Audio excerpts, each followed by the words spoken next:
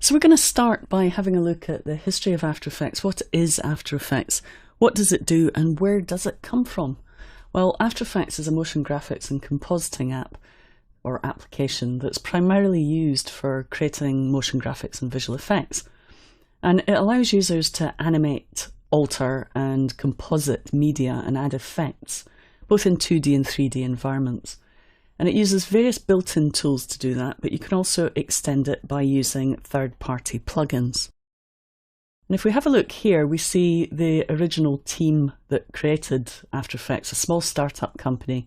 And this is a picture of them in around 1991. And from left to right, we have David Herbstman, David Simons, David Foster, Greg Diocampo, Ben the dog, Sarah Lindsley and Josh Hendricks. Now you'll notice there's a lot of Davids on the After Effects team, so they're Dave H, Dave S, Dave F, etc. And there they are, looking happy with Ben the dog. After Effects was founded by the company COSA, which stands for the Company of Science and Art. And the original After Effects crew drew their code names for products from the menu of a restaurant not far from this office in Apsara. And this is also known as the Plabbed. And you need to ask people in the know why it's known as the Plabbed. So I'll leave that for you to discover yourself. Dave Simon says, "We just visited that restaurant and apparently not much has changed. I just ate some lort, which are tiny egg rolls, and some nim chow, which together cover 3 of the early code names, lort, egg and nim chow." Version 1 was codenamed Egg, and it was released in 1993, and it was bought by Aldus, who eventually merged with Adobe, who own it now today, as we know. It was codenamed Egg, and it had a basic layered compositing with mask, effects, transforms, and keyframes. And it was only available on the Mac. Now you'll notice if you look here that it doesn't actually look that much different to how After Effects looks now. There's still a timeline, but notice the Layers panel is separate from the timeline. But everything else is pretty much the same. There's an Effect Control panel, Project panel, and Comp panel. And then version 1.1 of After Effects added some more effects, and then came version 2, which was known as Teriyaki. It added a time layout window, multi-machine rendering, and frame blending. And then came version 3, Nimchow, which added a render queue, Bezier masking, time remapping, keyframe assistance, velocity graph, motion tracker, motion math. There was loads and loads of new features in version 3.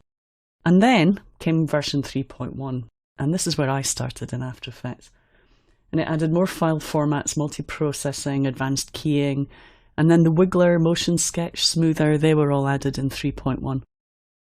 And this is one of the first movies I ever made in After Effects. And it's actually a little animation of one of the Bee Gees dancing on someone's mouth. Don't ask me why. So a client asked me for it for the website, and I designed it. It's just a little Photoshop file with, I think, the reshape effect, or I think it might have just been the bulge effect, but I used various different copies of the bulge effect to get different movements happening. It was very, very basic animation.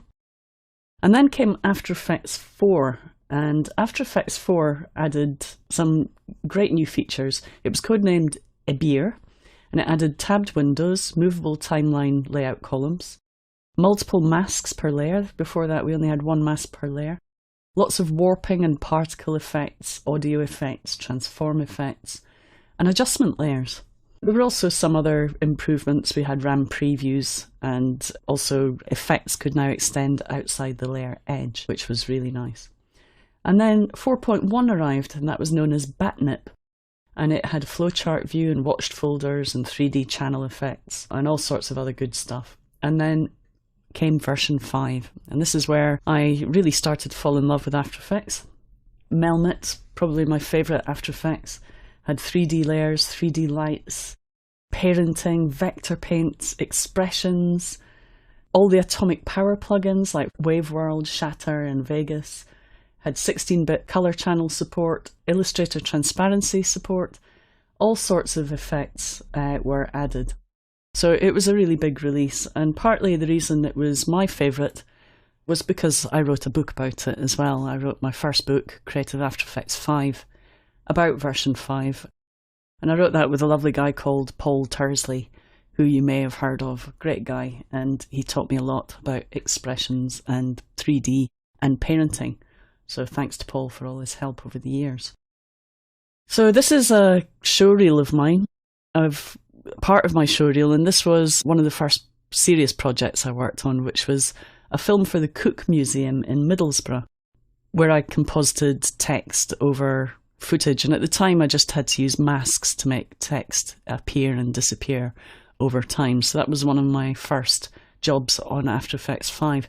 And then, of course, came After Effects 6, Food Fight, which added paint, scripting, text animators, OpenGL support, Roto Bezier masks, Keylight, Liquify, tons and tons of good stuff.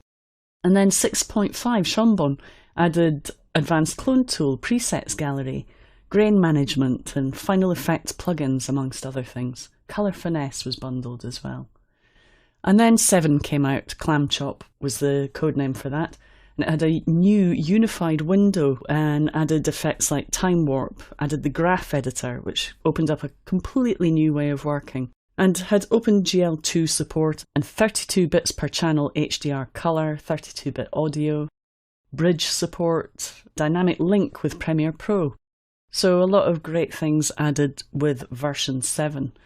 And of course, that's when I wrote the next version of my book, Creative After Effects 7, which I really should get round to updating. But for now, you have learned by video. This is a bit of a showreel of some of the work that I've done with After Effects over the years.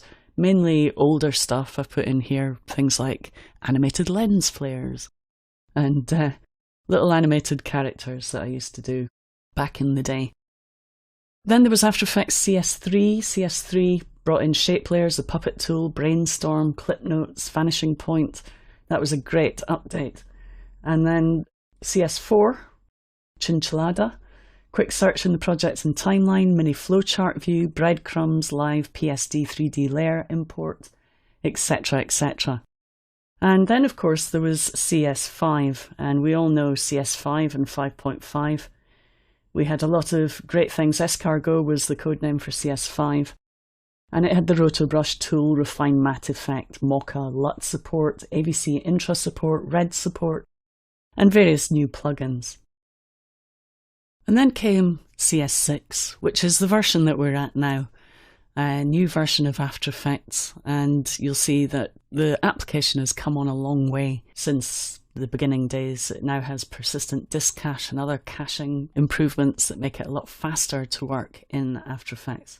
There's a 3D camera tracker and loads of new 3D features, including the Ray Trace 3D renderer, beveled and extruded text and shape layers, bendable footage and composition layers, environment maps, new material options, variable width mask feathering, layer bounding box and selection indicator improvements, and vector art footage to shape conversion, as well as things like rolling shutter repair.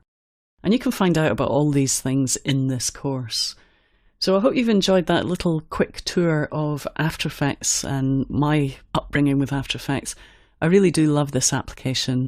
I used to get bored with things very, very quickly, and then I discovered After Effects, and how many ever years later, what is it, 17 years later, I'm still not bored, and I'm still finding new things to do with such a great application. So thanks a lot to the After Effects team for creating such great software, and also creating such a great partner for me to create this training movie with.